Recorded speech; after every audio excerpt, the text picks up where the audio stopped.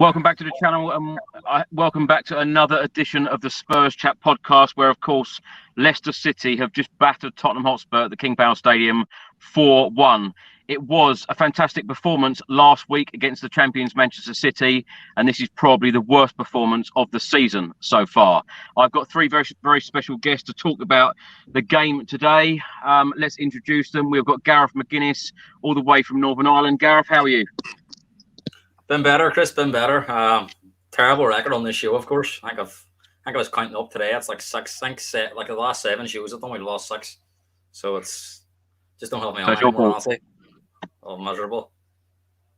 We've also got singer Leo the Lion back with us. Leo, how are you?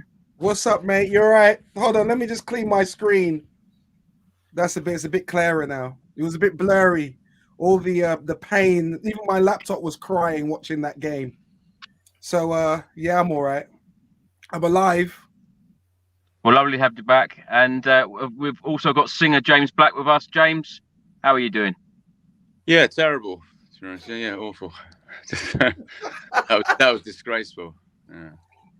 Well, let's get straight into it. I'm literally recording this podcast meters away from the King Power Stadium. I've just come out of the ground. That was an absolute disgrace, if I'm honest. James, let's start the show with you. Give me your thoughts. Yeah, terrible. My thoughts are, this is, sorry to start so negative, but that could be the top 4.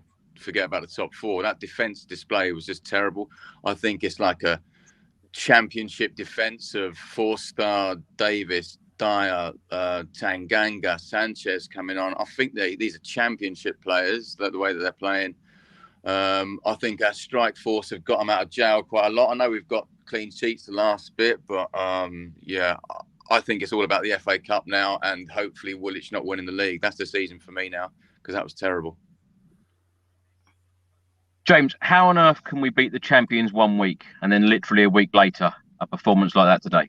Well, my flatmate's a Tottenham fan, and we were just saying exactly that. I can't put my finger on it. Obviously, I know that the commentary was saying that Forster weren't to blame for that goal, but I think he should have got at that. I know it was a worldie, but he should have got at that in the near post. A big gap there. So I think losing Lloris, maybe losing Romero is a big thing. I think Porro had a terrible debut, worst debut since Jonathan Woodgate for Real Madrid. I think that was absolutely disgraceful. These debuts. I think there's a few things. I think we've been unlucky with injuries, but yeah, I just don't understand Tottenham. I don't understand how we go from that to that. I don't get it, because the display was good against Man City. It wasn't just the result. But yeah, I mean, we've got to forget about top 4 if we're going to play anything like that. Gareth, let's come to you. Let's get your thoughts on today's game.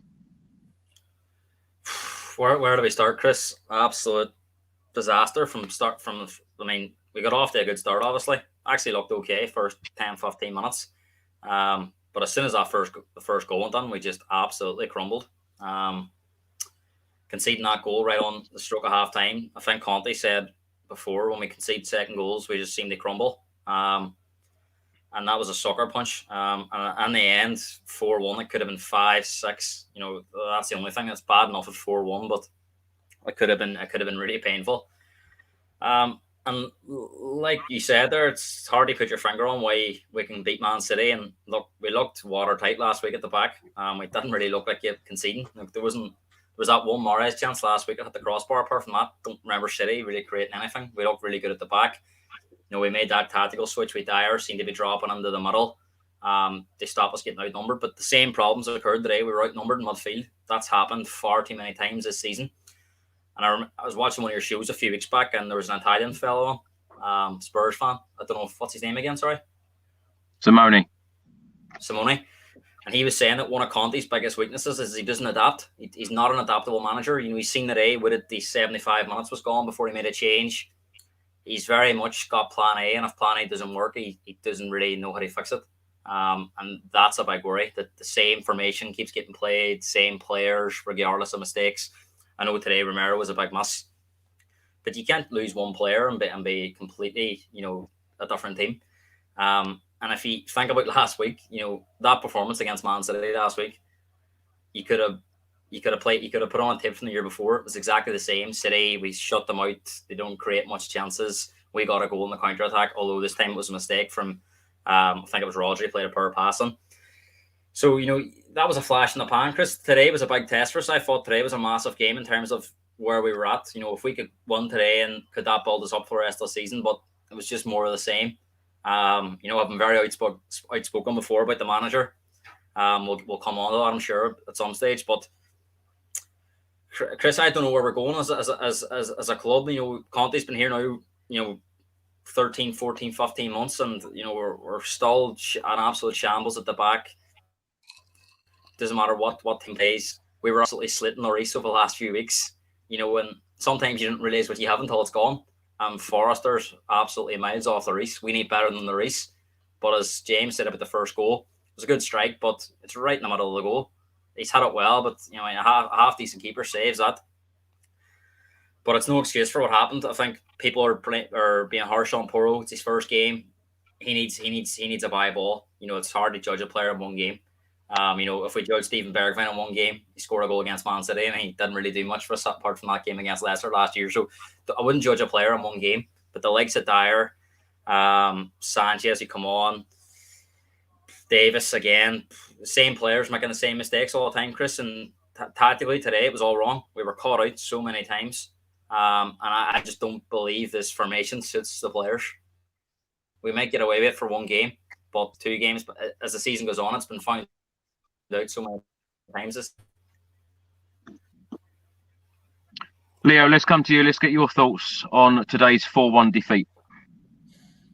Well, it's pretty frustrating, especially as you said last week, as we all witnessed. That was probably our best game of the season. The way we played, we looked solid, we looked compact, we looked like we were in control of that game, especially against a team like Man City. And then to come here today, obviously we didn't have Romero, who obviously in defense you can see the impact that he has, and I think when Gareth is talking about the team shouldn't crumble just on the back of one player going missing. I think sometimes a certain player has an aura about him that maybe can galvanize the teammates around him to up their game, or maybe because the lack of him not being there, the defense might lose a bit of confidence, or the way that we play, the players are not comfortable with it. So, I mean, I'm really trying to be positive here, Chris. I'm trying to look at the positive things. I don't think top 4 is gone. Yeah, I still have faith in us, putting a run together and getting us that top 4.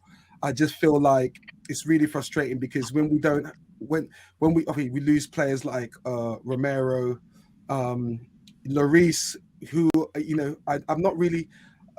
Recently, I've not really been a fan of him. I think he's outstayed his welcome. But the fact that we brought in Fraser Foster now, and as Gareth and James said earlier, for me, I felt like he dived after the ball was in the net. He was very. There's certain shots that I felt that he could have saved. So again, I don't know if that could have been a contributing factor to the overall how we play today. We just look dysfunctional at the back. Again, I don't know. It's tough. I still believe that we can. I still honestly believe that we can make the top 4. I think today was just one of those days where you concede a great goal from is it Mendy? Was that Mendy, scored? yeah. Mendy that scored. It was a great strike. Whether the keeper could have saved it or not, it was on target. It was powerful. So I give him the Bly for that. The other goals, obviously, we lost the ball and then we were literally open. I don't know if Dyer was trying to get into the middle as he was doing last week, but we were totally exposed. It was like 2 against 1, and then we scored the second one. It's tough. I still believe we can make top 4. I don't want to be disheartened. Maybe Conte should have stayed in Italy for the operation a bit longer. Maybe he came back a bit too early. But yeah, we're frustrated. But I think we just have to move on to the next game and try and see if we can win that, Chris. Because right now, I don't know. Maybe we were unlucky today. There's a lot of criticism on Antonio Conte right now, Leo. Is that fair? Yeah. No, not really. I mean, we're hurt.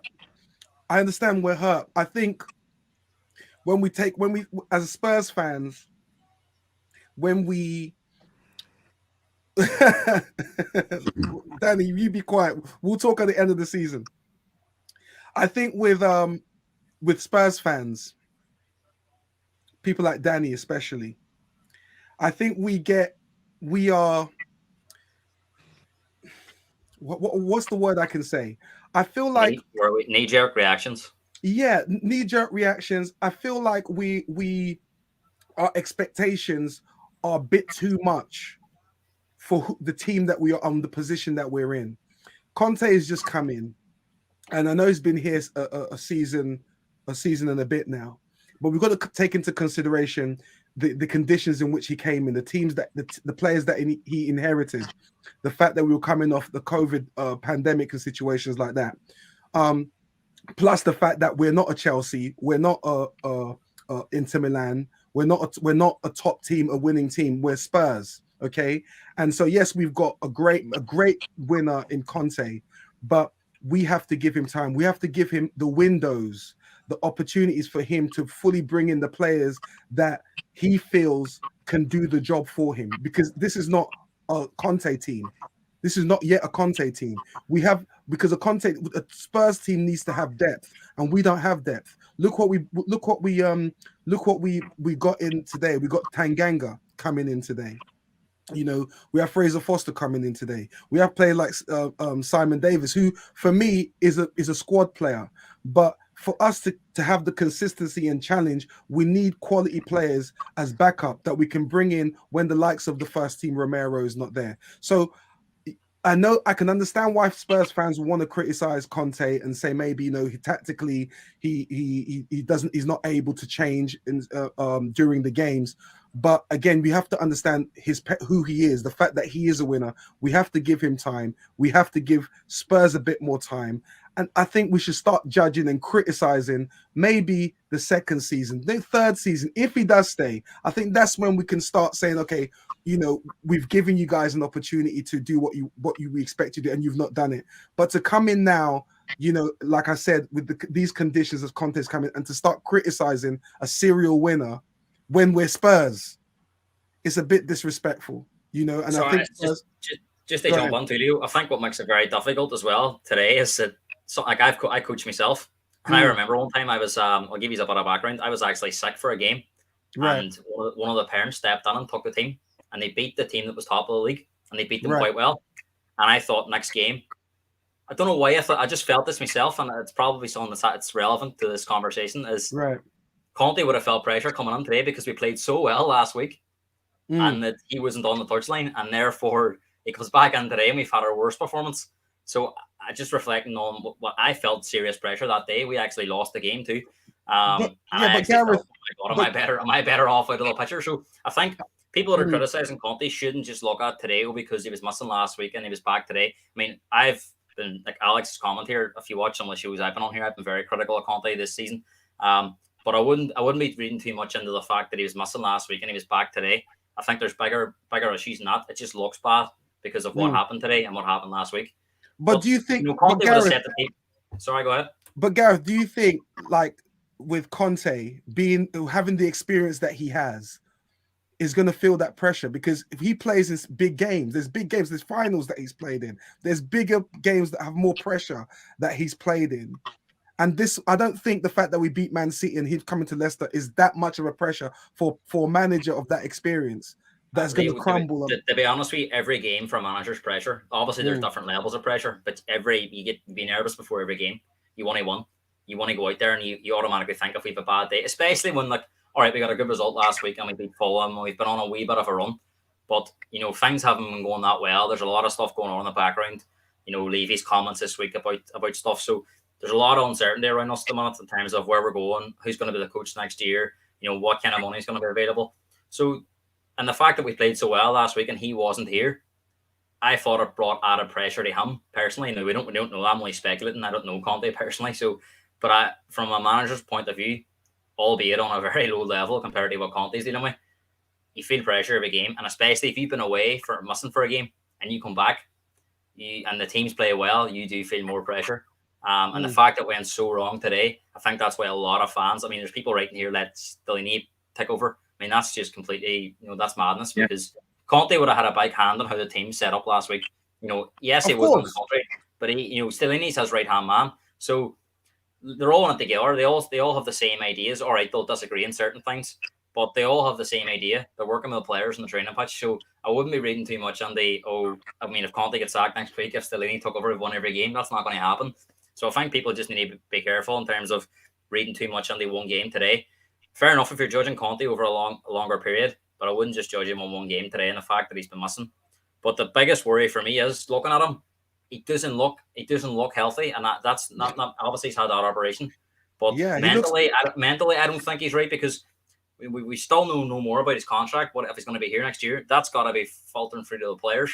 He did look wretched today. I looking at him. He looked really frail, didn't he? But he's come back from an operation. So, but yeah, James, let's come to you. I want to talk about the starting 11 because I know some people say that I don't criticise Antonio Conte. I feel a little bit critical of him today because I felt that he got it wrong. Pedro Porro, of course, a January transfer signing. He was on the bench last week against Manchester City. Emerson Royale was man of the match last week. I cannot believe I'm saying this because Emerson Royale has had so much stick from Spurs fans, particularly on this channel, from a lot of the guests about him not being good enough. But last week, it was a man of the match performance. He was absolutely fantastic. In my opinion, I think that Emerson Royale should have started the game. I predicted it before the game that Pedro Porro would play today because I felt that Antonio Conte would make that move.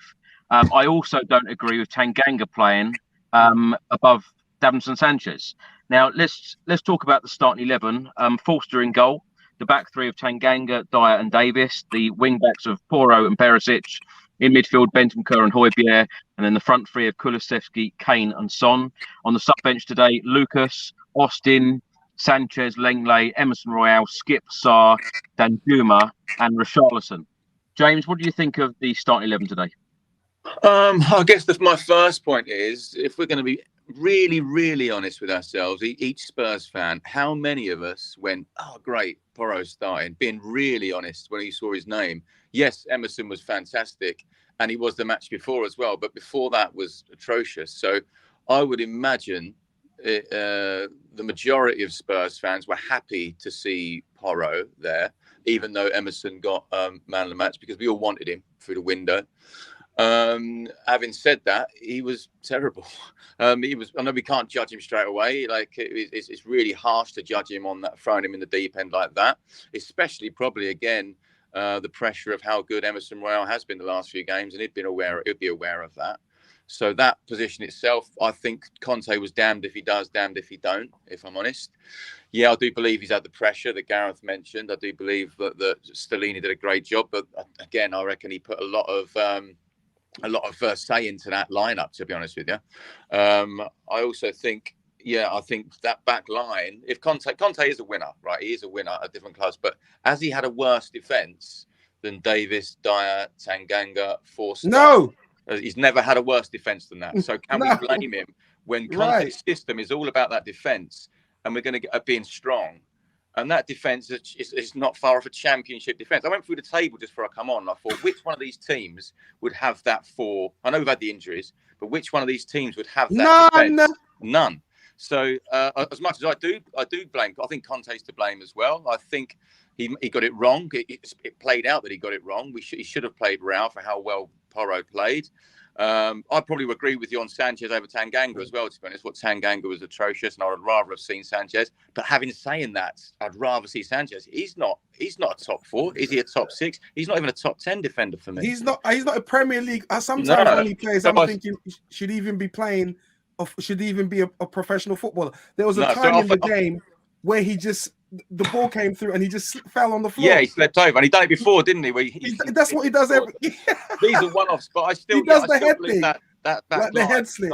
We shouldn't be judging Conte when we're playing with that back line, just Conte. But yeah, he did make mistakes this time as well. I think we gave Leicester the ball I think his plan was to sit off, and a team like Leicester were just too good. They were just picking us off left, right, and centre, and the defence is too much of a shambles to do that. So yeah, he got that wrong for me, and he got a few of the lineup wrong. But it's also the players; they're just not good enough at the back. Simple. James, having said that, we did start the game extremely well. Yeah, we did. But that's that 5-10 minutes. As soon as my honest opinion is, and I've seen this before, it's when we go 1-0 down. I think it's character as well as those players being performance-wise. I think it's character from Dyer, Davis, Tanganga, Forster. Of when you 1-0 down, some people's heads drop. Some people are winners. Some people go, right, let's get back in this game. Some people they're just not good enough. The personalities are not there in these players as well, because we've seen it. Once we go 1-0 down, we go 2-0 down. Like that back four, the back five, sorry, is a shambles. I thought Perisic is the same. I think he was woeful. For me, none of them have got the character either in that back line. This is exactly what I was about to say. James, let's stay with you for a second. Show me the lights. Have just stated, Conte quote, "I'm happy with the defenders I have." Before the January transfer window, a number of journalists in press conferences said about central defenders. He said, "No, I'm happy with the defenders we have. We're okay for defenders." Surely he thinks that, our defenders are fine. That's mind-boggling to me. I wonder how much of that he's being told to say, because that is mind-boggling. I'm not alone. I think 80-90% of this Tottenham fan base is screaming out for two centre-backs, and that's before Romero was banned. With Romero was screaming out for two. Now we need three if Romero's banned. The depth's not there. There's no way that he's. I can't believe that he said that. There's no way he has to say that, James. Though. Yeah, I think he does. Yeah, he has to say it, because what's he going to say? My defenders are shit. I think half of what Conte's job is to, he knows he's got these players now for the rest of the season, and he has to give them the confidence to get over the line. Absolutely. Like the magic he did for the top four last year. Absolutely. I just don't think he's got. I don't think. I know that defense will not get top four. That can't get top four. I think our strikers are bailing them out every time. Yeah, but listen, strong strike force. Yeah, I mean top four. I mean, I'm pretty confident. I'm pretty confident we can get top four. So I want to tell the Spurs fans to hang in there. It's because it's about defending as a team, even though we may not have the defensive personnel. But I think if we work as a team, because put it this way, who do we finish above though, Man United or Newcastle? I think Newcastle are gonna. I think it's gonna happen for Newcastle. Newcastle's gonna have a little dip. Okay. Yeah, I believe. I think Newcastle are gonna have a little dip. I hope you're right, Leo, but I just can't see it with that. I think United are gone. It's one place. I think United will be third, so I think it's one place. But yeah, I think Newcastle's on now. Newcastle are the opposite of us. Newcastle rely on their defense and they try and punch games 1-0. Haven't got the attacking power we have.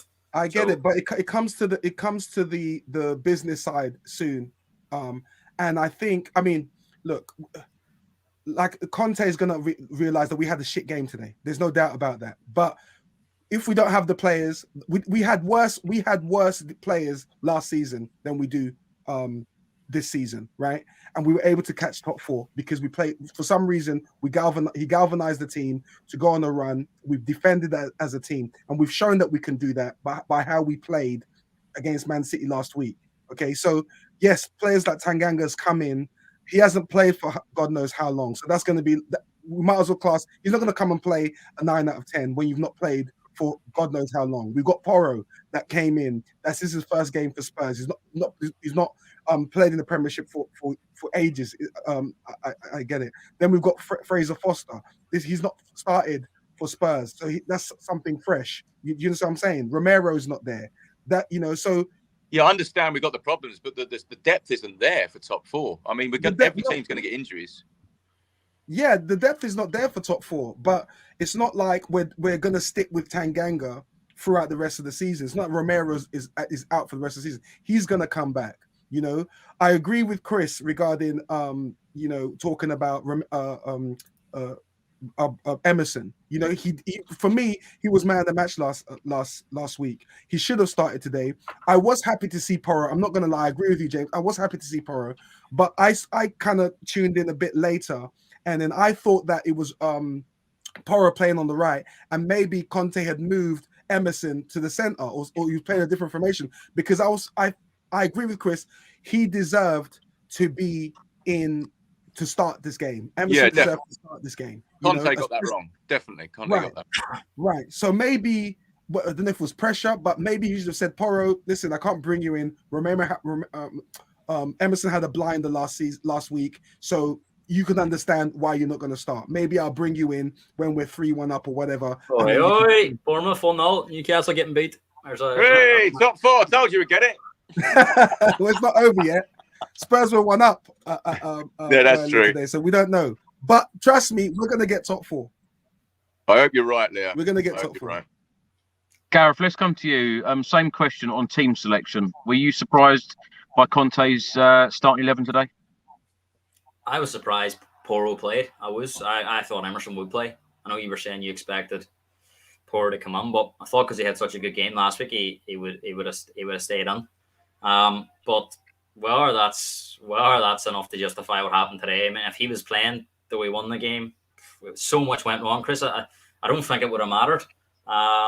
If we had a different right back on, like the same with Sanchez, Tanganga. Sanchez has made a lot of mistakes over the years. Is he any better than Tanganga? Where's the evidence they say that he is? He's played a lot more. He's played a lot. Who's Sanchez? Sanchez, Tanganga. Like I'm not saying Tanganga's. We haven't seen enough of him, but Sanchez has let us down more times than he's pulled us out. So they suggest that it would have been any different if he was playing. Same with Emerson and Porro. Again, Emerson deserved it. They played based on last week, but they're both poor. They're both over. As I say, I'm not trying to judge in one game. I'm trying to judge over a long period of time. And I think that we're clutching at straws if we're saying, if they played, maybe we had a better chance. Look, Porro had a rude awakening today. This is what the Premier League is. It's a top level. It's miles up from the Portuguese league. Every game's a tough game. Every week you're playing against a really good player, and that on the left side, it's going to cause you problems. But he's come on to an absolute disaster today. You look at someone like Romero, who I think is obviously our best defender, but this season I don't think he's been as good as he was last year because he's playing with these players, and mentally that's got to take its toll because Lloris is making mistakes, Dyer's making mistakes, Sanchez, if he plays, usually makes mistakes. He's chopped and changed that left side with Langley and Davis a lot. I'm not sure if he knows which one of them is better suited because he changes it that much. So look, the team selection today, look, it runs deeper now for me, Chris. Midfield again, we're overrun, as I said at the top of the show. That's a massive. I don't think that, Chris. How many teams are playing with a back three in the Premier League at the moment? I don't think there's any. It's fading out of football. Not to say I think the bottom line is though that none of them are good enough apart from Romero. You take Romero out, are any of them good enough for top 4? So even whoever comes in, you look at all our teams though. As I'm saying, we can't just keep blaming players saying they're not good enough. What's Brighton's back 4, back 5, like Brentford's back 4. But you're going on like our back 4 is as good as these lesser teams. Sanchez is a dead player. Dead. They're not even Premiership players. So those teams have better defenders than Sanchez, than Tanganga, than the players that we have in defense. So when you're saying that, they wouldn't even get into Leicester. They can't get into a Leicester team. That's what I think as well. Yeah, I don't think Leicester have one of the worst defensive records this season in the Premier League. But they can't get into that team. You think Tanganga? I'm not saying they would or they wouldn't. I'm just saying that you can't just keep blaming the players. The coaching has to come on it, as well. I'm not blaming the players. I'm largely blaming the defence players, not the whole players. The rest of the players. It's their defence is so weak. If you just take out the players as well, tactically today we were all over the place. Yeah, they were all apart. Tactically, but Conte's system needs a great defence, which he hasn't got, and he must be struggling. Exactly, and this is where I think, see with Conte, right? You're going to have to give him top, and I mean the best in class defenders because I think he's very similar to Jose, right? Di Mourinho. Yeah, I was going to say that. He needs the top players they want. He's the not last two managers are dealing with like world-class players usually, especially at the back, aren't they? And exactly. And Conte's very good at managing top players, same as Jose was in his prime. Very good at managing top players. He's not a Pochettino. He's not a Pochettino who's going to bring young players on and improve them. He needs ready-made top players that can come on right away. The biggest worry for me is, say we don't get top 4. I honestly think I've started to worry that that's Kane gone, which is massive. If Kane goes and if we don't get top 4, that's huge for this club at the moment. The fact that they're bailing us out week after week, game after game, when we're not playing so well, really bothers me. Well, can I just ask the three of you? Mike asked a question here. Says you were there, who played well for us. In my personal opinion, I think that Bentancur was our best player today. Yeah, if I was to ask all three of you, who was the best player for Spurs today? Because I'm struggling. Well, Bentancur for me, Bentancur. He was great. He was the only one that comes away with any credit. Yeah, I think that. I really think the rest are shocking. Yeah, Bentancur. Kane hardly got a shot, did he? No, I think Son really needs to be benched. So when talking about Conte tactically, I don't know why he's not dropping Son. Son has not been playing well. Even last week, he wasn't in the top 5 of best players in that win. He was, he didn't. I don't know what's happening with Son, but he should be dropped. He should, he's not the Son that we know. So tactically, I agree. If we want to criticize Conte, that would be my first criticism. Yeah. Maybe we should play Richarlison, give Richarlison a chance, because Son is not up to scratch. I also agree with Mac here, what he's saying. I absolutely think that. I mean, I watch it. My flatmate's a Spurs man, and we both said, make them 2 changes, get Porro off, absolutely, definitely, and get Tanganga off. And he does always seems to leave it late with these substitutions. He's too stubborn, I think. It's plan A, and if plan A don't work, we're in trouble. Yeah, that's my biggest criticism of him. He's just too stubborn, and that won't last forever. Getting back to the earlier point, if we're not going to get the best players on, we're wasting our time here with Conte, because. Listen to this. Sorry. Go ahead. Go ahead. Go ahead. Listen to this. Yeah, I know we can. Okay, I'm defending Conte right now, but we just talked about this. Who's he going to bring on? Yeah, Sanchez? I know. Are you serious? You see on Twitter, though, something was about Emerson Royale going right centre back. That was quite interesting. Although there are only 2 right wing backs, so if one gets injured, we are knackered. Well, this is it. That was quite interesting. Royale on, but then... right. But I mean, that's what I thought. Because I tuned in late. But to answer your question, I know it's frustrating, Conte, because listen, if Conte knew he had better players, he would make the sub at halftime. Yeah. Do you think I'm going to waste my time? You've played a shit 45 minutes. I'm going to say, carry on playing shit when we're 3-1 down. Are you mad? Yeah. I'm going to bring in my best players and say, come in, because we need to score 3 goals. But he's also done it with what you said about Son, though. He's stubborn with that. He kept going. Maybe you should have dropped him, brought him back, maybe he should be making these changes. He is like the plan A, like Gareth says. He doesn't seem to be making the changes that we need. That is my biggest criticism of him. I totally agree with you, though. The players are not there in the depth, but it's not just the defenders. He doesn't make the changes when he needs to make the changes. That's for me. This is the big argument I have as well, right? If it's that simple that we just have to buy top world-class footballers, then it doesn't say much about him as a coach, does it?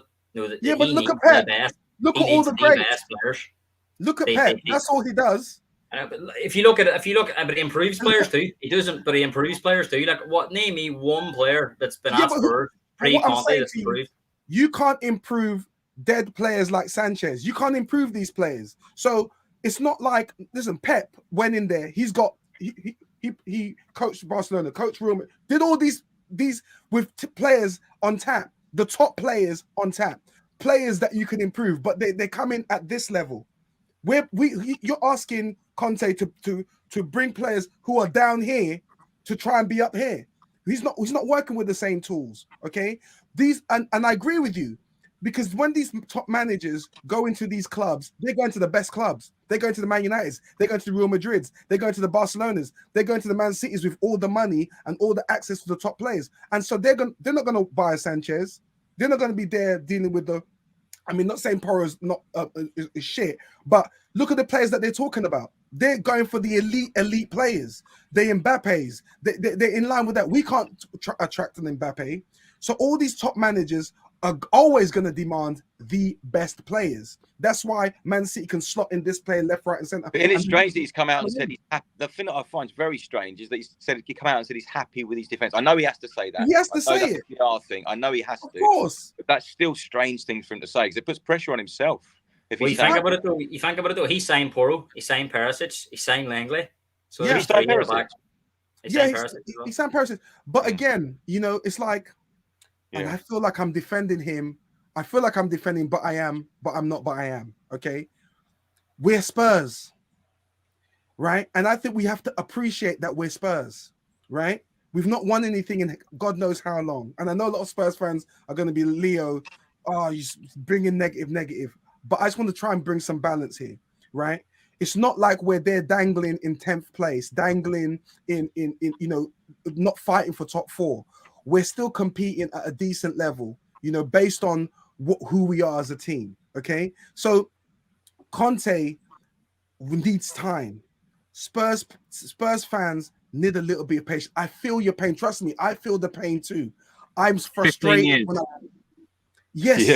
It's frustrating, Chris. I feel your pain. Mind you, if we win the FA Cup and Woolwich don't win the league, that's a pretty decent season. We've got do you know what I mean? You know, but you got to understand something. When Klopp went into Liverpool, he went through this same period. It was 4 seasons. Now they started taking the piss. You know, there was a period where Liverpool will be 2-0 up and they'll lose 4-3, 4-2 or whatever.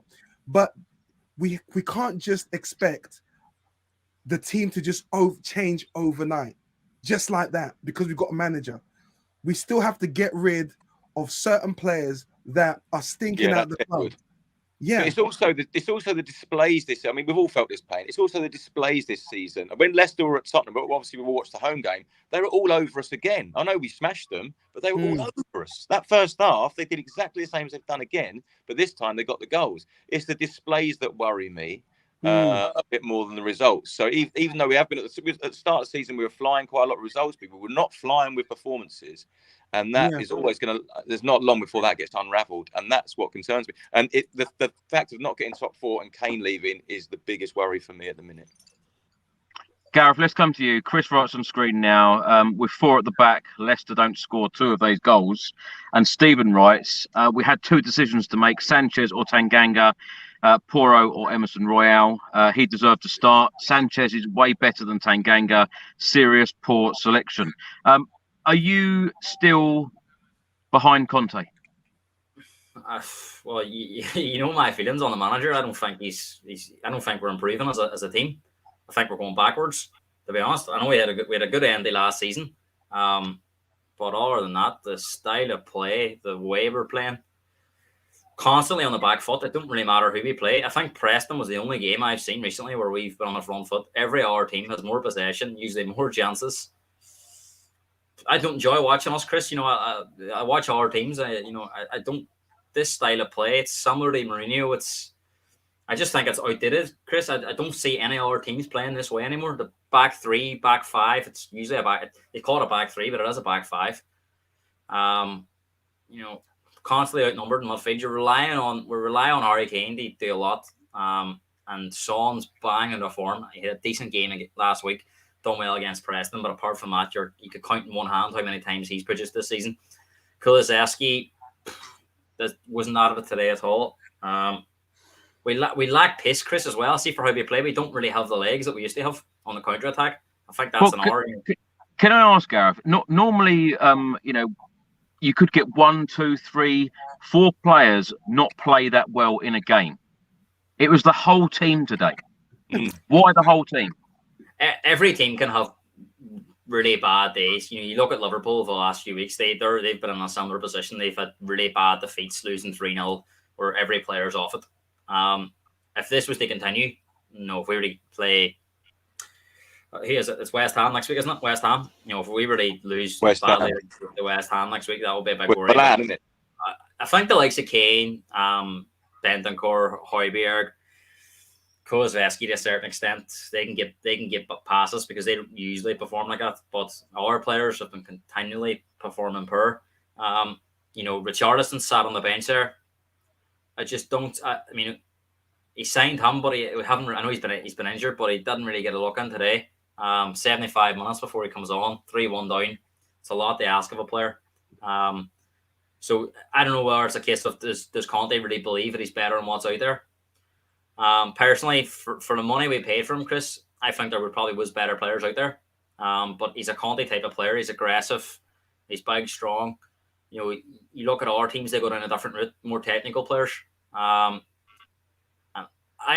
have massive. You look. History tells you that if you give Conte a lot of money, he'll bring you success.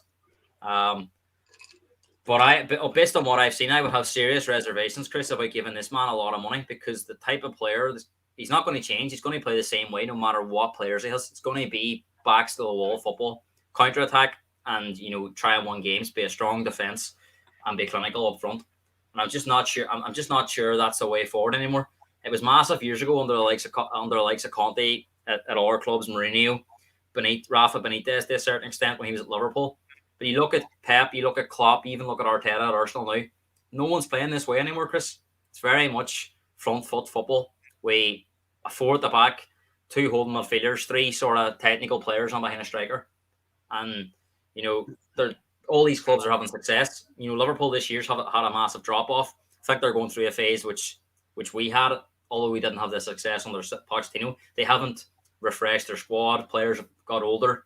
But just to counteract Leo's argument, Liverpool didn't go out and spend hundreds and hundreds of millions. They had a coach who could improve what they had as well. Henderson, massive improvement. Milner, massive improvement.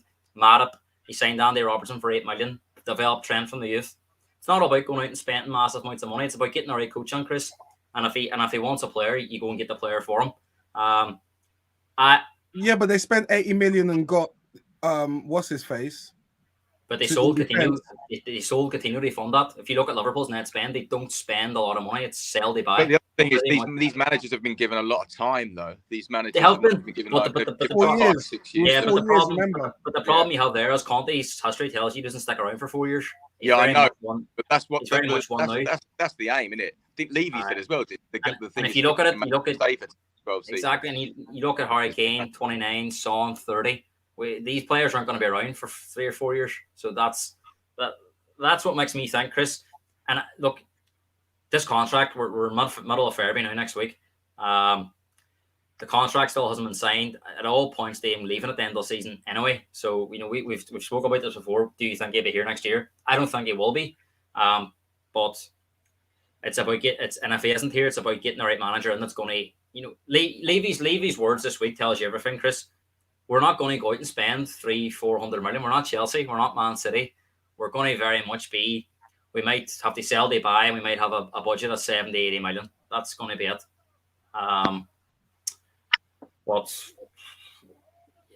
We've had mistakes have been made in the transfer market. Is that Newcastle still losing? No, 1-8. Just scored right on halftime. But Leo, James, can I ask you the question? Do you think Antonio Conte will be in next season? It's a really hard answer on that, and I think he will. Yeah, I mean, up until this, I mean, his character's gone down a little bit. He's had a terrible year, but you saw the passion of him at Fulham, and you see that he's still there. It still ignites. But I just think the man has had a terrible year in terms of close deaths and family issues and close friends passing away. That's going to rock anybody in any game. I'm not giving him excuses, but I'm just being the human side of things is why I think he's had a tough year. That could also lead to the fact he's just going to go back to Italy. But I just think that passion in him, I think he's going to want to try and win a trophy at Spurs before he ends. I think that's what he come out and said as well, isn't it? But I do agree with Gareth in terms of any of us in any line of work. If your boss isn't sticking around, do you down tools a little bit quicker when you go 1-0 down? Do you lose the character? Do you lose the fight a little bit? Or if your boss isn't committing to something that you've got to try and put everything on the line for, I do think that he needs to be going yes or no. And this in-between thing, the same with Harry Kane, this is causing this bit of unknown stuff for Tottenham, and that's causing massive holes in us, I think.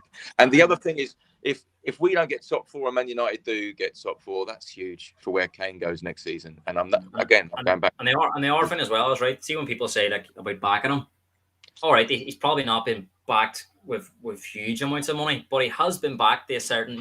How many players has he signed now since he's been here? He's said maybe 7-8 players coming. So it's not to say that he's been completely left out to dry the way Pochettino was in terms of not signing a player for, was it 500 days, Chris? He has had more off Levy than our managers have as well. Yeah, and true. That comments come up about Spence there. I don't think the Spence thing reflects well on him. I'm not going to get too much on it, but he wasn't given an absolute snuff at all. And to me, Chris, maybe I'm being disrespectful towards Conte, but he just doesn't look like a Spurs manager to me. It's just not. We went down that road with Jose, and we're going down this road. What's the answer then? What's the answer if it's not Conte? Who would you go with? Exactly, and that's the one thing. I'm telling you the problems here. I don't really know what the solution is in terms of who we bring in, but I think that's another show. I think if you're playing good football and you're enjoyable to watch, I think that's half the battle. I think that the fact that we're playing so poorly. I think we're always one defeat away from a disaster. The highs of last week was really, really good, but the fact we get lost so badly today, we're back. That performance isn't like a last-minute loss or whatever. It's the performance has left a very, very sour taste in my mouth. There's been countless times over the season where we've been so far off it, and to me, that's the bigger worry. As it the players, as it Conte, as it the board, it's a mix of all three, in my opinion. As you say, but Harry Kane hasn't signed a contract. I think that can wait till the summer. I don't think that's the main priority because he has got 1 year left. I think it needs to be sorted. I did see him in that. Do you see him in that chat with Shearer where he was really going on about becoming like the Premier League's top scorer? That for me, this is why I just keep saying it's between us and Man U. That's his only option, and that's why I'm so worried about them getting top four and us not. Man United doesn't guarantee a trophy, but that could mean that he goes. We have to turn it on right now to get into that Champions League, to keep our star striker, to avoid being the top 7, top 8, top 9, and sliding down. Without Kane, that's a massive, massive hit. Yeah, Leo, see if you go back, right? See if it is going to be similar to what we've had over the last few years in the summer. Say Levy's budget's 100. Say it's 100 million plus what we raised from sales. Is that going to be enough for Conte to turn this club around, or do you think he needs maybe 3 times that? Yeah, I think 2 centre backs is a massive, massive, massive difference in that team. 2 amazing. I mean, I'm talking definitely the keeper as well. Top one. Yeah, I know. Yeah, definitely.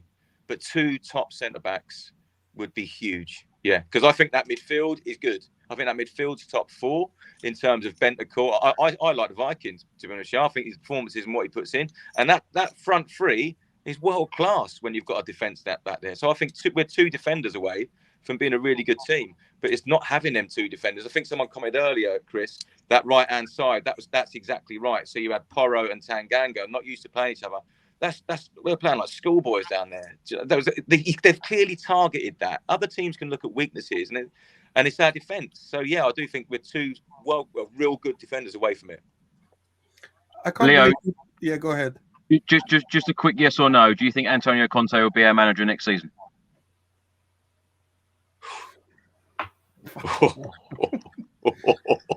That's tough. Yeah, I'll say, wow. Now that's a good question.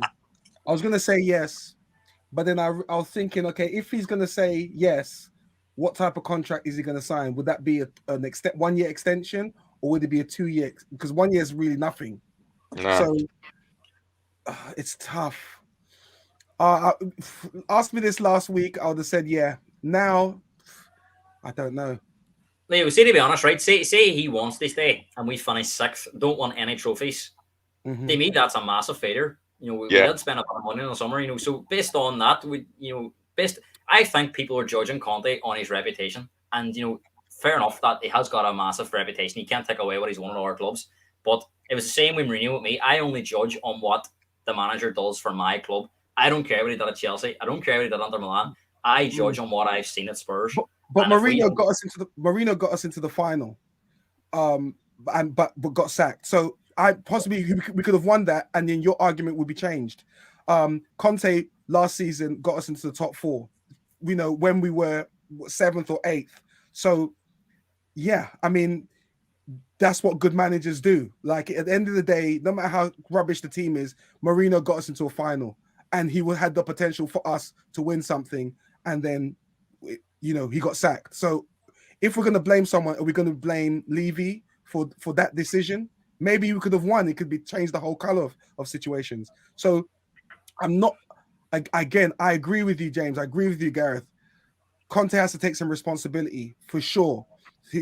But we are Spurs. We're not the Inter Milans. We're not the Man Cities. We're not Liverpools. We're not even Arsenal. Okay. Oh, We're not, right? And even with Arsenal, let's look at Arsenal. Look at last season.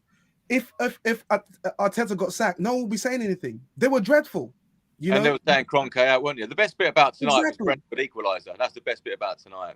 Right, but exactly. But we have to understand what's it. Arteta's had time. What's it? His third or fourth season now? Is it his third season? Right, and he's fighting for. And this is Arteta. We have to give our team. We have to give Conte a little bit, just a little bit of an allowance, just a little bit. I'm not saying we should fully go in. I'm giving him the end of the season. Down to the fitness coach, though. When he lost Ventrone, when he lost Gianpiero, I think that's when the performance started going down even more. That must affect him. I'm not trying to make excuses for him, but that is an effect. I honestly think, right? I haven't once said I would sack Conte mid-season. I as much as I do think we would be better off changing in the summer. I still want to give him the end of the season. I want him to prove me wrong. I want us to finish top 4, win a trophy. Yeah, of course. That's because I actually like Conte. I think he's likable. He's not like Mourinho. He is a likable person.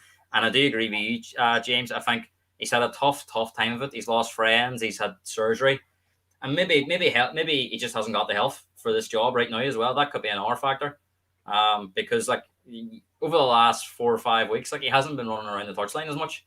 So he's obviously struggling. He's missing his family at home as well, and he's living in a hotel room. I don't think his lifestyle's as healthy as you think about a Premier League manager, the money they're on, the glamour, but he doesn't seem to have that lifestyle at the moment. So I do think that's affecting him too. But look, Gareth, let's get on to the game. Let's get on to the game itself. After a couple of minutes, Bentancur had a great chance, fired over the bar. He got booked a couple of minutes later. Maddison had a free kick that went wide after 5 minutes. And then after 11 minutes, Spurs had a wonderful chance through Perisic. He dragged the shot wide. What do you think of Perisic today? Shocking. He was awful. He's actually been pretty poor the last few weeks. I was at the Man City away game. He was pulled apart by Morris. Look, he's an R player that we've signed Perisic well past his peak. His best days are long behind him. I know Conte signed him because he's somebody he's worked with before, but he's come to England at probably the wrong part of his career. He hasn't got the legs to deal with pace. He really struggles against defensively. He's really, really poor, and for someone he's usually quite reliable in front of goal. If you watch him for Croatia and watch him in front of Milan, Bayern Munich, he's pretty decent in them situations. We haven't seen that, and he has got a lot of assists, Chris, but a lot of them were free kicks and stuff. So I think his stats that way they look probably better than what they are. I don't think he's good enough for left back in this league. If we're going to bring this lad back from Udinese, he looks a better fit in terms of he's young, athletic, powerful. I'm sure he'll be in the team next year. But Perisic, for me, he's a squad player, no more, Chris. He really shouldn't be your starting left wing back. But look, Conte signed him, and for me, it's not working out. And Sessegnon, he has confidence. It's destroyed. Confidence. I just think he's a dead player. That's another player I forgot about. Well, if you look at the player at Fulham, we haven't got that player that was at Fulham. He was full of energy. No, I think we have. It's just full. That league is just a dead league. I think injuries have played a part with Sessegnon too. He seems to have lost a bit of athleticism. He looks like he's always feared of pulling his hamstring when he's running. Talent. And then again, for a player that played left wing for Fulham, his crossing is as bad as, if not worse, than Emerson. It's worse. Horrible. So I think in a way he's forced into playing Perisic as well because there's nothing else. Yeah, because we've got no one better. Yeah. This is what I'm saying. Again, well, I don't think it will be a bad idea, Chris. They try a back four. Honestly, I mean, how bad can it get? They try a back four. Maybe put Ben Davis the left back. Try it for one game, maybe two. Play Romero at the back with somebody else, and give us an extra man on midfield. Get a bit more control. See if it works out, because there's too many games, Chris, where this back five's just not working. Yeah, he did allude to the fact that he might change it, didn't he? Recently, I think he did allude to the fact that it said he would change it in one of the. Is that right, Chris? Yeah, it is right, but I can't see him changing it. To be fair, no. Not with the players. The other thing he's saying Porro as a right wing back, so that tells you that he's not. And the fact they brought Porro straight on, they started Emerson did last week. Porro's going to be playing. The other thing's quite interesting with that for me is like Spence saying that he don't want to go to be obligation to bar to be bought. He wants to fight for his place in Tottenham. Does that indicate that the feelings around the club is that Conte isn't going to stay? Because Conte would never give him a chance in the team. Wants to get rid of him, and he's thinking, I don't want to get sold. I want to come back. I watched Spence last week for Rennes, and he was brilliant, wasn't he? But does it not allude to the fact that you must know that Conte's not going to be there, or possibly? I think the club must be there. And Spence is 21. So even if Conte is here another year, he's got time on his side. So I do think Spence will be back. He's too good a player not to be given a chance. Is a backroom indication to what might be going on. Unfortunately, what might be going on, because I still believe in Conte personally, but not fully. I think he's made some big mistakes, and recently, but I still believe that he could turn it around with two brilliant central defenders. Leo, let's come to you. In the 13th minute, Perisic took a free kick, which was interesting because, of course, we've seen take some free kicks this season, and Eric Dyer and Heung-min Son, but Perisic took this one. It was on target, ball tipped over the bar. Another chance for Spurs cleared off the line in the 13th minute, and then in the 14th minute, Spurs went 1-0 up through Bentancur. After a deflection, it came to Bentancur, who tapped in to the net. It went to VAR. Took a few minutes. What do you think of VAR, and what do you think of Bentancur today? Well, Bentancur, I call him Benta pure class, because that's what he is. For me, he's our Spurs player. I think with him in the team, we look solid. We look like a team. He works hard. He's very smart on the ball. He's very aggressive as well when he plays. I love him. I love him so much. And he also contributes with the goals. Maybe the fact that he got injured today in the midfield, we just fully lost it, because even that 2-1 down, I still felt that we can come back. Even that 3-1 down, I still felt we can come back. So it's going to be a big miss. I don't know how bad he's been injured, but yeah, I really enjoyed Bentancur's performance today. What was the other question you asked me? You said about Bentancur VAR and VAR. So VAR, I mean, I think is good. I think obviously every season it's getting better. I think now teams or fans are actually appreciating it is VAR as very. What's got better about it? No. I'll tell you why. Because VAR is very like, it's literal. It's either you're onside or you're offside. There is no room for, we'll just let it play because it's a striker, let's give it a go. They do it to the centimeter or the millimeter, right? And if that's the rule and it's saying that is the rule, then I don't mind it. You understand? Because the VAR is not really wrong. It's either the referees that go to the side and make the poor decisions, because the VAR is very much, I don't think the offsides is the issue. It's more the subjective decisions that are, like, if you look at the one Chelsea had a Stonewall penalty today. That wasn't given. They caught the ball. So I think it's the penalties and stuff. But did the referee say it was a penalty? No. They didn't even check it. They didn't even go over the monitor. You nearly caught the ball. They're scared to go against the referee. They're scared to undermine the referees. I think when it comes to these subjective decisions, they reluctantly get involved because they don't want to embarrass the referee. I think the offsides, you can't really complain. If it's offside, it's offside. But it's the subjective decisions. The threshold's so high, they overturn the referees. I get it. I think it should stay. I like VAR now. I understand where it's going, and I know it's going to improve. When I say improve, it's change the game, but I think it adds a different excitement to football. I preferred now 2019 when Sterling scored the winner. That's when you loved it. It was much better back then. It's the only time I think I've liked it. Yeah, that was my screensaver. No, listen, there was VAR. Who was the striker that we played in Champions League? The tall one. What's his name? Llorente. I honestly thought it hit his hand. Oh when yeah, definitely. You saw a wobble, didn't you? Yeah, right, there you go. So, let's just think about those days. Yeah.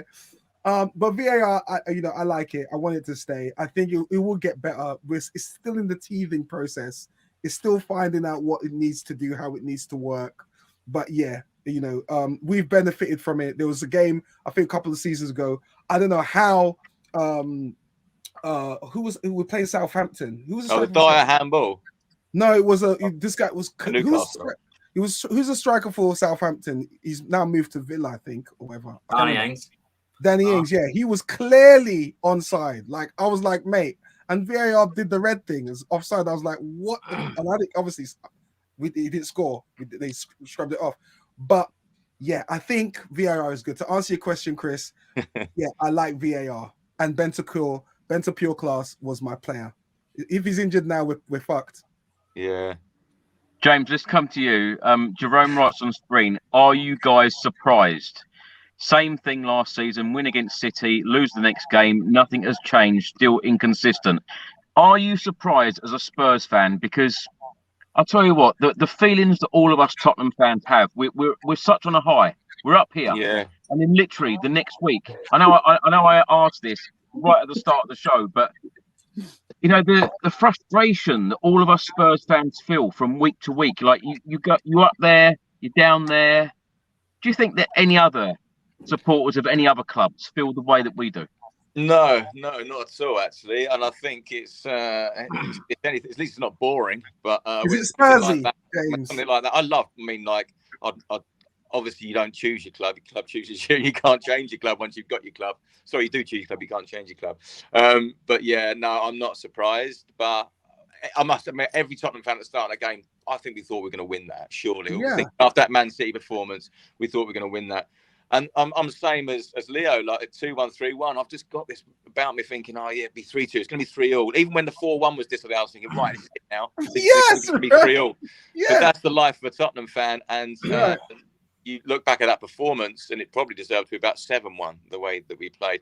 Am I surprised though? Not really. Not when the dust settles. We've been up and down all season. The performances all season have been like this.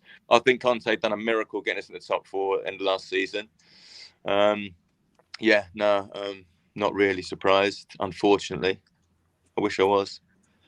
Gareth, let's come to you. So it was a good opening 20 minutes of the game. And then after 23 minutes, Mendy, what a strike from him after Bentancur cleared off the line. Lead 2-1, Iniacho to Maddison. Iniacho today, superb. They ran us ragged, Chris. Defence just couldn't cope. I think Leicester were shell-shocked at how poor we were. I think they probably expected a really tough game. Obviously, we'd have been buzzing from last week's performance, but we just didn't. See, after that goal went in, I know it was a bit of a bolt from the blue from Mendy, but it just completely flopped the game. And I find they conceded that goal right after. It was 1-0, and then it was basically 2-1. And then you're chasing the game, but we just never really recovered. And I think if we get into half-time 2-1, who knows, it might have been different, but they conceded that goal right. We conceded goals at really, really bad times. 2 goals back-to-back, and then that goal right on half-time. And, it's very difficult to come from 3-1 down. They get results in this league. So, I know even people said at 3-1 there was still a chance, but the way we were defending, Chris, I could only see it going one way, and that was Leicester getting more chances. And in the end, 4-1, it could have been a lot worse, as we spoke about. So, Gareth, are we being harsh because we didn't have our players in defence? We had a Division 1 defence. Well, I think you're being extremely hard. Gareth, let me ask you, in stoppage time at the end of the first half, of course, Iniacho put Leicester 3-1 up. Eric Dyer. Why is Eric Dyer not making a challenge? Awful. That's what Eric Dyer does. He backs off. He backs off. I mean, it was funny last week. I think there was a shot from a City player from a corner, and it just sort of hit him. And he sort of celebrated as if it was a great block. It just sort of hit him. Yeah. In the stomach, and he's cheering as if, oh my God, I made a great. It was just pure luck. And today he backs off constantly. He doesn't close down. How many goals have we conceded from players not closing down? That's because he hasn't got the speed. I know he's not got the skill. We're either told not to do it, or we just can't do it. It's one or the other. You know, you're told to do it at the age of 11. You know what I mean? You know what I mean. So schoolboy mistakes, Chris. And I know Leo's been very critical of the defense there, but I am. I still expect more from him. You know, Sanchez has been a Premier League player for how long now? Fraudulently being a Premiership player. Ben Davis is an experienced player. Perisic is an experienced player. There's tons of experience out there in that pitch, Chris. So it doesn't justify. We're talking about basics here, like James said, closing players down. You know, that's stuff. You're absolutely right. But kicking a ball. It was Simon Davis's ball. Simon Davis's ball. Ben. Back to Kane. Simon says. Ben. That's what I said, Ben Davis. What did I say, Simon Davis? That's what I said, Ben Davis. It was Ben Davis's ball to Kane. And then what Leicester did well today was they were pressing Kane. Kane didn't have a chance. When Kane got the ball, bang, he was attacked. You know, and Casey Keller, no chance in that, did they? So that just shows you how Spurs have messed up. Your head's gone. Yeah. You know, when Lineker was through. Sorry, go on. Can I ask the three of you to give me a rating out of 10 for Pedro Porro on his debut? Oh yeah, that's harsh. I just think he was terrible. Like it was. He was thrown in the deep end, but he had a few little flashes, didn't he? But that right side, but Tanganga didn't help him. Obviously, if he had Romero there, he might have been a bit better. But he was pushing up really far, even though being dominated the whole time. Yeah, if you just asking me for a rating, I'd probably give him 3 out of 10. Mm. There was a chance. The reason why I know Porro will be good and successful was there was a time when he got to the byline and crossed it in, looked up and crossed it into Kulusevski, because he had a bit of a on the floor. And the reason why I like that is because there's players that have got into that position, whether Sessegnon or Emerson, and they've not been able to deliver a simple pass or a pass that could lead to something. And I think that the fact that he had that ability to do that shows a bit of promise. Yes, it was his first game in Premier League playing. You know, it was tough playing away. Yeah, I would give him. I'll give him a 4. I agree with you. I agree with you, Leo. You're right. I do think he's going to come good, and because of moments like that, I do think. Yeah, I think you have to give him a pass. It's one game. I think. Yeah, it's one game. Yeah, you will have to give him a pass, Gareth. You're right. You know, so I won't go too harsh on him. You know, yeah. Well, of course, at half-time, it was 3-1 to Leicester. In the 52nd minute, Bentancur, a long-range effort, comfortable for Ward. In the 54th minute, Heung-min Son to Harry Kane, shot deflected, and it was offside. In the 58th minute, Barnes went past Kulusevski and Porro, had a shot which forced a save. It just seemed so easy that Harvey Barnes literally passed Kulusevski and Pedro Porro. Time, space, weaved in and out of the players, got the shot in. So easy for Leicester. Leicester's front three had an absolute field day, didn't they? Barnes was a constant threat. Madison ran the show. Iheanacho caused us all sorts of problems. And as you said, it was with ease, Chris. You know, Porro really struggled. They coped with Barnes. Kulusevski struggles defensively, I think. And this is what I'm saying. You know, Kulusevski spent most of the game defending.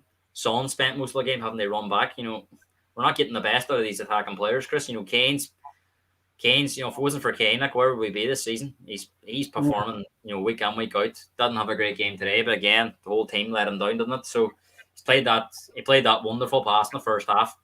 Perisic just completely wasted. So attacking, like, you know, for as well as attackers have done in the last sort of 12 months, I still think we're not utilising them as much as we can because we're having to defend so much, because we've got no control in midfield. So it's we've got massive problems at the back, Chris, because, you know, we've got massive games coming up and it needs sorted out one way or the other, because we're not going to get past AC Milan. I know AC Milan are dreadful at the minute. They're coming into this game really shy of confidence. So that's going to be... The concern is if we get past Milan and we get someone like PSG and Madrid, are we going to get absolutely wrong? That's the concern. Yeah. I think you have to worry. I think you have to worry about that when it comes. Yeah, I mean, yeah, it'd be a nice problem at the moment to get to that stage, but that is a worry. For us to get top 4, we're going to have to string results together. And if you look at the form since sort of October time, it's been patchy. We've won one, lost a couple, one here. We haven't been able to string 3-1s together. So the Cups are going to be our best chance, Chris, because on any given day, we've proved it before, we can beat anyone, but we can also lose. One of the ways to get top 4 is like last season is to get a wobble out of Newcastle was going to help us. I mean, what's the score again at the moment? Is it 1 each? But they're all. We can also lose against anyone as well, Gareth. That's the worry. That's what I'm saying there. We can lose to anyone too, and that's the we could beat Milan and go out to Sheffield United. It wouldn't surprise me, Chris. And we've had this 5th round jinx the last few years. Norwich beat us, Everton beat us. And I think, was it Middlesbrough last year beat us? So we've fallen out at this hurdle the last 3 times. So, that's going to be massive because if you look at the teams left on it, there's definitely been stronger competitions. I personally think we have to go all out for that FA Cup. I think, top 4 is obviously huge financially, but if we can get that trophy drought off our back, that's going to be mentally more beneficial to the rest of the team because these players are starved of success, Chris. So maybe one and something might release a wee bit. I don't think I'm in the mood to be talking about trophies today. After 59 minutes, Porro did do something well in the game. He actually put a decent cross in and went out for a corner. In the 65th minute, Bentancur hobbled off. Sarr came on. Leo, if we are without Rodrigo Bentancur for a serious amount of time, we're going to be in trouble, aren't we? Absolutely. 100%. I believe that he is the glue. He is the reason why Spurs look like a different team when he plays. He contributes to the goals. His head is in the right place. He's a very smart player. He's aggressive. He works hard. He's box to box. He scores goals. He is pure class. He's my favorite Spurs player. And I think we're going to miss him if he gets injured. I think he's going to have a huge impact in our fight for top 4. So I hope he can come back. I hope he's not too heavily injured. But yeah, for me, he's the reason why Spurs were able to get into the Champions League last season.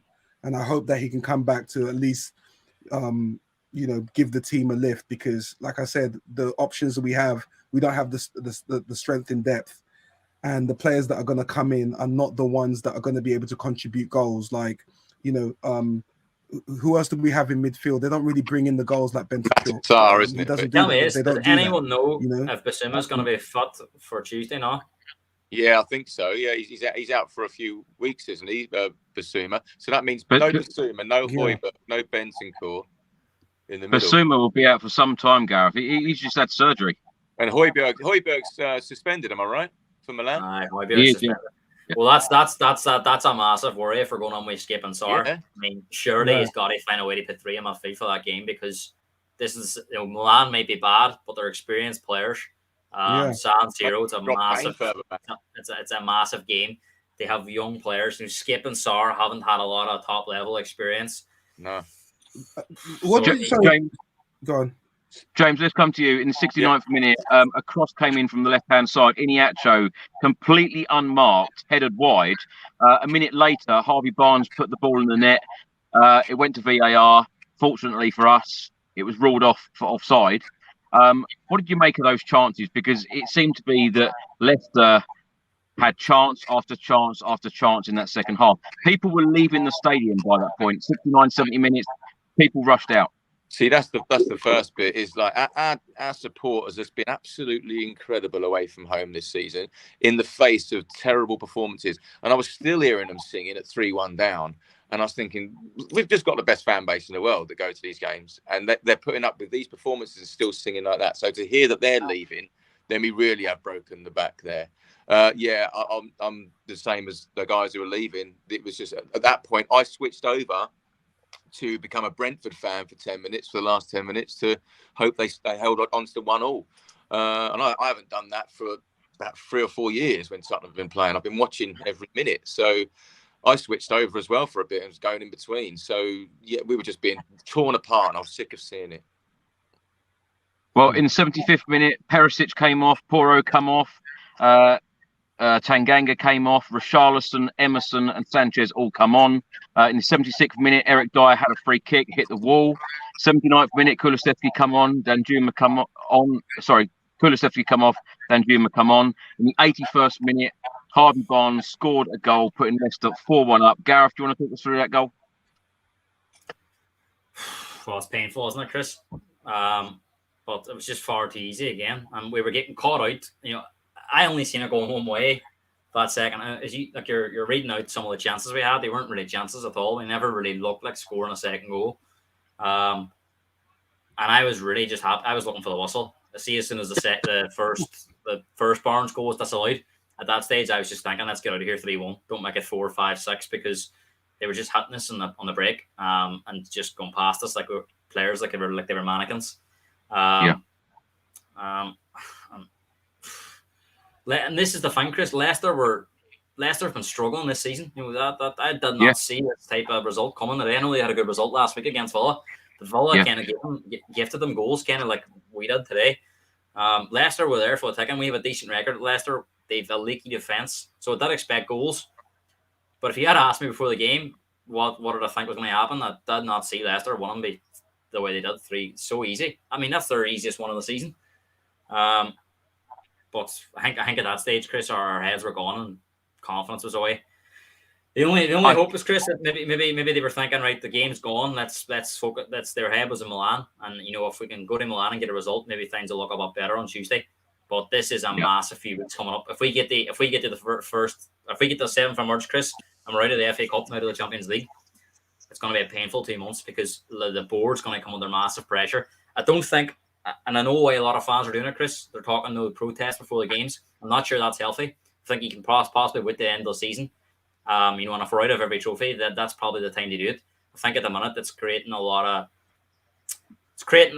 of sort of stuff on the side when we just need to focus on winning games. This is the most important part of the season, the business end of the season.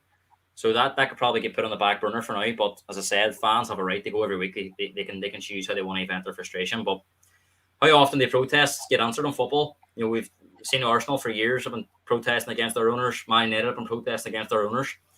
The club is making money, Chris, and while the club makes money, they're not going anywhere. I think it summed up our day and summed up our afternoon in the 89th minute when Danjuma crossed the Hunman Son and he blasted it over the bar. We're actually doing a AC Milan v Tottenham Hotspur preview on Sunday evening, so I'm going to keep this short. Last question for you all. What are your thoughts of the AC Milan game on Tuesday evening and your score prediction? Leo, let's start with you. I'll say it's a draw, 1-1. James? I'm actually saying the same as Leo, 1-1, yeah. Gareth, what are you thinking?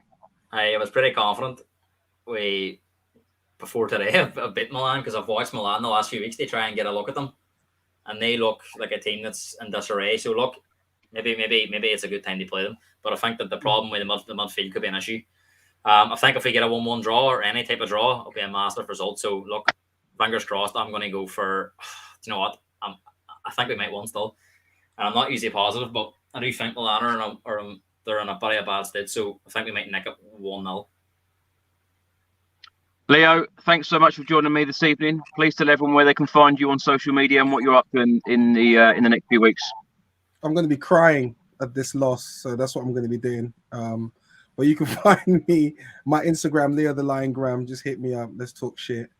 But I'm going to go sleep today. I don't even want to talk about anything, to be honest. Spurs have ruined my weekend. Yep. Absolutely. Well, thanks so much for coming on here, particularly after a defeat. I know it's never easy talking about a defeat. James, I know you've got a gig. James, you've got a gig to get to. Thanks so much for coming on. It's been a pleasure having you back. And where can people find you? The Voice of Spurs across Instagram, Twitter, Facebook, and I'm playing the West Ham game at the Shelf Bar. So hopefully that's going to be with a win. So it's at the stadium. Come and see me at the stadium at the Shelf Bar for the West Ham. I've got to ask, James, have we got a Pedro Porro song yet? Yeah, I've got one, and Spurs Songsheet got one, and they're both pretty decent, man. That Spurs Songsheet one's really quite funny. It's pretty cool. So hold on 1 second, James. Can I ask you something? Yeah. So you write songs for the Spurs fans? Because I always been thinking, how did fans get to learn songs and sing them and stuff like that? Is that you? Yeah. So yeah, well, in 2019 I did the Champions League one, and off the back of that, the club invite me to the stadium, and now I play most home games. I play either at the Shelf Bar or up at White Art Bar. Fantastic. And yeah, I just play stuff for them basically. So are you writing songs for specific players? Yeah, there's Spurs Songsheet do stuff, and that's the fans that get involved, and I do stuff as well. And between the two different things, we're going really well, man. Yeah, but I play yes, so Shelf Bar and White Art Bar, and get some songs going for everybody, really. But I'm a massive, as you can see, I'm a massive Tottenham fan. So the whole gig is secondary to me. So if we lose, I'm sitting there all sulking, and do you know what I mean? Sorry, can I give you an idea for a song? But this is for Son. I don't know why fans don't sing it. You know that the Beatles song. Here comes the sun. Da, da, da, da. Here comes the sun. You know what I mean? I think that would be a good one for. Yeah, it's a good one, man. Yeah, I think a better song. Maybe There Goes the Sun at the moment, because he's going fucking back. Well, James, I know you've got a gig to get to, so we'll let you go. So thanks so much for coming back. And Gareth, lastly, thanks so much for coming back on, and tell everyone where they can find you and what you're up to at the moment. So at Yars Hotspurs on Twitter, football coach, moan a lot, obviously. A lot of my tweets are Spurs loaded, so look, you'll always get an honest assessment, whether that's good or bad. It depends on the result. But at Yars Hotspurs on Twitter. James, I'll give you a shout for the Milan second leg. I'm going to that, so I might give you a yeah, well, mate. That's wicked. That'd be great. Good to see you, man. Let's all follow each other. For sure. Definitely. Well, Gareth, Leo, James, thanks so much for coming back after this 4-1 defeat at Leicester. I will see you on the next show when I'll be in Milan. Hopefully, we will get the win out in Milan. Until the next show, come on, you Spurs. Come on, you Spurs. Cheers, guys. Bye.